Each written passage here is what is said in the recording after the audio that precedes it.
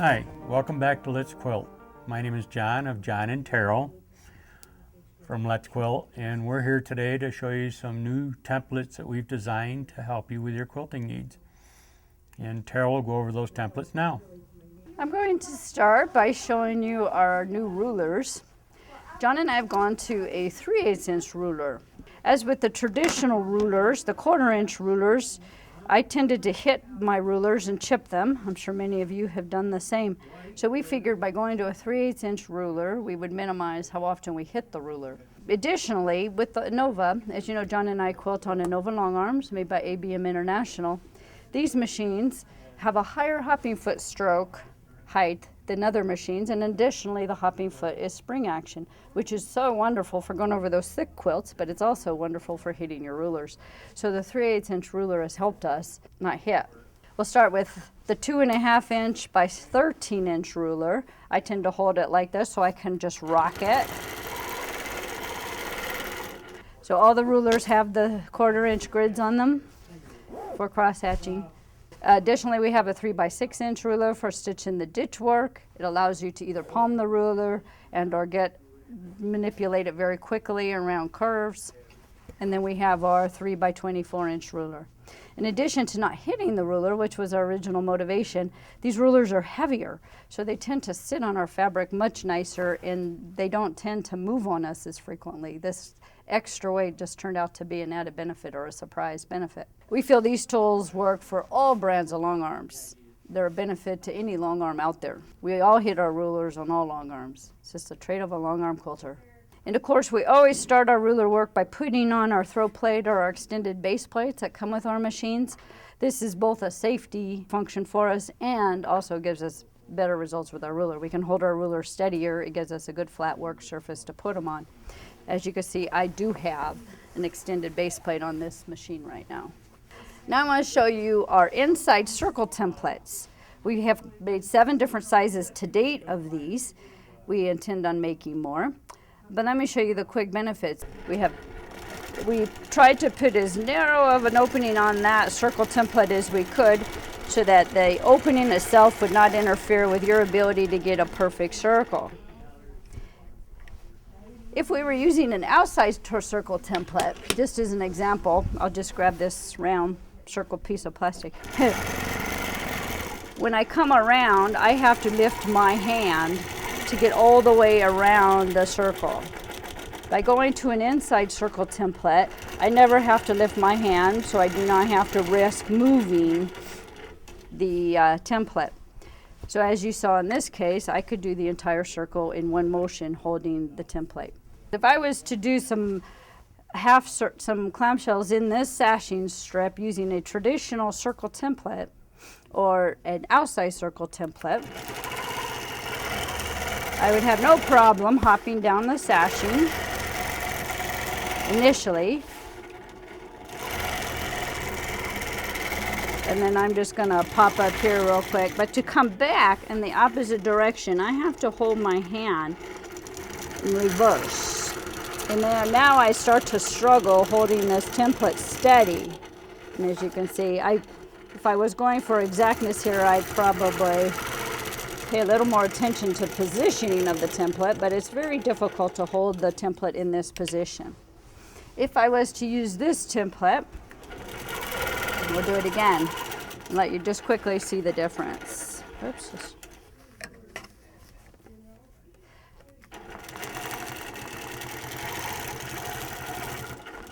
I hop down my sashing very quickly, holding this whichever way I'm comfortable. I could hold it down like this. Whoops, I just passed my line there, moving my hand.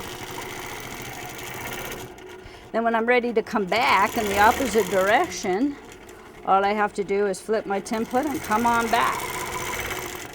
I don't have to reach around and try to hold my template in reverse. These templates are also 3/8 inch thick. So again, we're able to have more surface for the hopping foot to ride on, which means again I can hold it steadier and I don't have to risk getting it under the hopping foot. So far to date, we have made these in starting at 1 inch circles up to 4 inch circles in 1/2 inch increments. We have already gotten requests to go bigger, so we plan on getting some more of these made all the way up to 8 inches. So you could quickly put a circle around a block or in a block, or maybe around some embroidery or applique and play. Our third tool is our hopping feet extenders, is what we're calling them. And to describe how we use them, typically as quilters, we all use on occasion the 1/4 inch radius of our hopping feet as a seam gauge while quilting. And so if I was to put this 1/2 inch hopping foot extender on here, whoops, I just put her upside down. Now I just changed my 1/4 inch hopping foot into a 1/2 inch hopping foot. So I would use this as a seam gauge. When I need a 1/2 inch seam gauge, I would use this. Let me show you a quick example. If I was to do 1/4 inch stippling, I'm stippling around and I'm using the edge of my metal or the edge of the hopping foot as the gauge. So I'm not letting the edge of my hopping foot run over previous stitching. Well, if I wanted to open this up and make it a 1/2 inch stippling instead, I could put this 1/2 inch ring around my hopping foot. Now I have a 1/2 inch. So now I would just not let the plastic go over any previous stitching. And now I have 1/2 inch stippling instead of a 1/4 inch stippling. I've opened it up. I don't have to eye and guess my distances. I can just keep consistent density by using the edge of the plastic ring, which is the 1/2 inch hopping foot extender. We have made these in 1/8 inch increments all the way up to 1.5 inch to date. They have other purposes too. If I wanted to echo, is an example, but I wanted to do a 1/2 inch echo instead of a 1/4 inch echo, I could quickly put my ring on and echo, like I'll echo this stippling. Well, I'll come over here and echo this circle partially. If I wanted to echo this circle that we had done previously, I could quickly 1/2 inch echo it.